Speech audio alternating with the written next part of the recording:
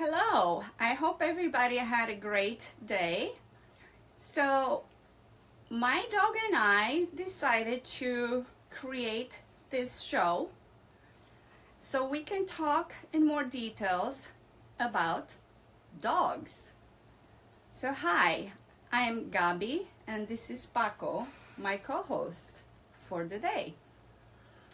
The main debate would be, do dogs have feelings as humans do? Do they feel more? Do they feel less?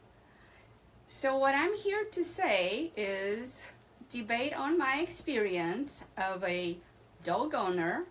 I own 3 very large dogs, highly intelligent, as a matter of fact. They outsmart me all the time. And I am under the impression that nowadays there is still people out there that are considering dogs to be a lower level beings than us humans, which of course that is not true. From my perspective as a long time dog owner or dogs owner, I guarantee you that is not nearly close enough to the truth. Why do I say that? Well, let's start analyzing. We have the same needs like any mammal beings have on this planet. We all need to eat, sleep, so we can rest and regenerate. We all have this need to feel love. We all have pain or experience pain, depression, and any other emotional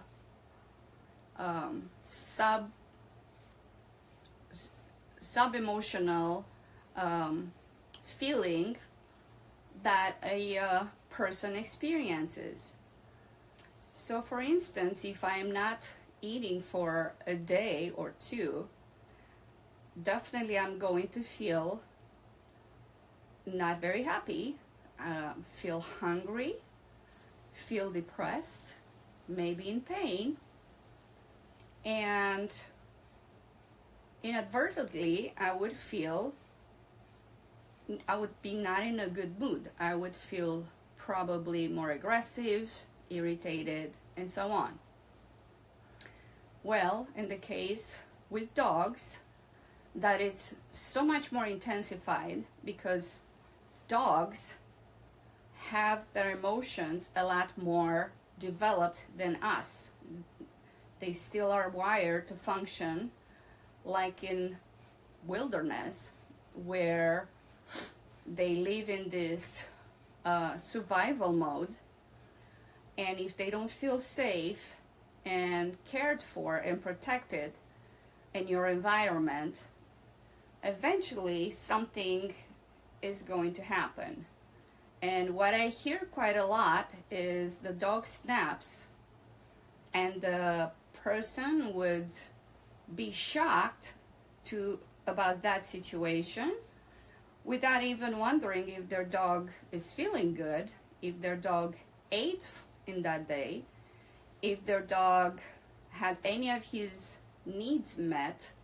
Was he walked? Was he given a hug? Did someone talk to him just to make his anxiety calm down?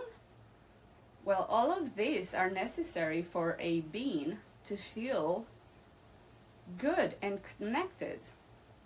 Another thing is, people assume that getting dogs, it's sort of comes on an automatic engine for the dog to love them and get attached and feel attached and protective and lovable towards them as soon as they get the dog.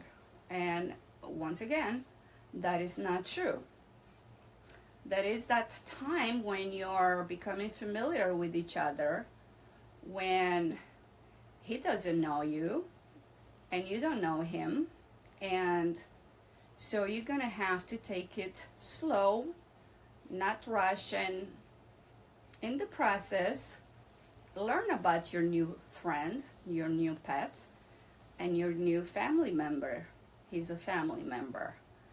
And leaving the dog in the backyard all day long and then having your kid jumping all over him, that's not by any means a safe approach for both of parties. So you would have to show yourself capable and respectful and deserving of that name of owning a dog, which I actually don't think we should call owning a dog. You are now a dog parent. So trust, it's built on time. It's not automatically given. Again, you put a dog in its environment on a wilderness area, he's not just gonna automatically trust another dog or another person. He understands, he's very intelligent to know you took the responsibility to have him, but he's not gonna automatically respect you the way you want him to if you don't show enough care. Trust is built in showing care, and trust is built in showing the rules. That's not to say you have to punish or hit the dog. That means you have a sturdier voice, and if the dog doesn't seem to understand, I many times take my dog's paw and put it on that place and say no, no. So he associates, hi Paco, look how handsome. Look at the handsome boy. That's my co-host, the best co-host. So this way, I love you too. And this way he associates whatever command you gave with the area or the action. So when he does understand, and usually they understand in the first or even second command, it's just that if he doesn't get it, that means you're not doing it correctly, or it's not clear enough. So there is nothing wrong with that. It would be wrong if you're punishing the dog for not understanding your command.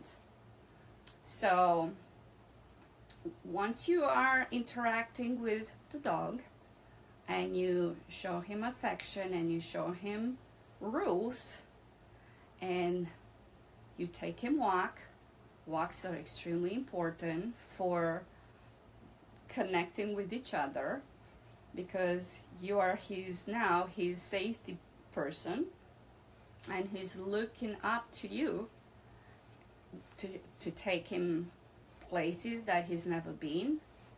He may never be exposed to children, to cars. So you have to be very gentle, praise him a lot, and they're always looking for your approval. So if he does something, lounges or anything, he's initially wanting to see your reaction. Is that okay? So this is a great opportunity to teach him what's okay and what's not okay. Another thing I keep hearing is that dogs need to socialize with other dogs. And initially, that's not a bad thing. First of all, that would be a great thing if the other dogs are behaved. Because here I am trying to teach my dog to behave, but he's interacting with dogs that do not interact properly, and then he's going to have to be aggressive, or he's seeing them being aggressive and the owners don't do much about it.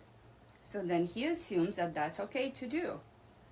So I don't think the training should be started in a dog park.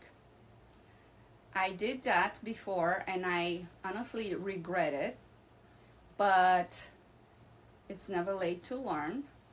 It just makes you having to do a lot more work and sort of re-expose him to situations so he relearns what's good and what's not good. And then the idea of dogs coming up and smelling each other's backs, it is not necessarily true.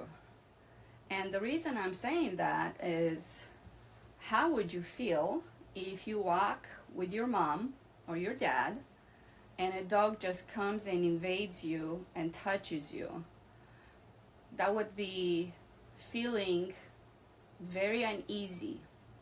So when the dog gives you signals that he's not feeling good about that, I think you should respect that.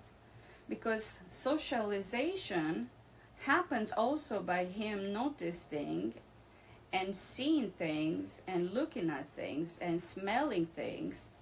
And it's not a necessity to be invaded for him to understand what's going on. Their instincts are beyond belief powerful. They know what's going on, or if there is a dog, from miles away, and they're trying usually to signal you.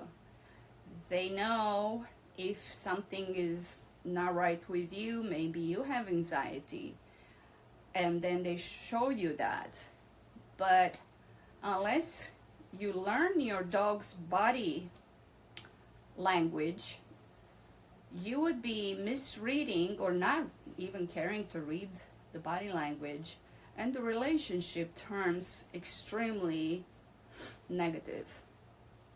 So once again, just because you have the dog and you feed the dog, it doesn't automatically mean that he's going to respect you, especially when you are dismissing what his own feelings and his communication. Because a lot of people are also saying, oh, my dog is lazy. I have never ever seen my dogs being lazy. Even as he sits next to me, he's actually working. He's keeping an eye on me at all times. He's trying to understand what I'm saying. He's trying to listen if someone is at the door. At the same time, he's waiting for me to feed him because it's lunchtime. So, if for anything, a little bit of input, more intimate input from a dog lover and a dog parent that really, really interacts with her pets, I am definitely looking into teaching people about seeing dogs differently and understanding that the only way to create a positive environment for your family and a safe environment, especially if you have powerful dogs, it's by starting interacting and learning what your dog is telling you. I hope this helps, and I appreciate everybody's time. Peace and love, everybody.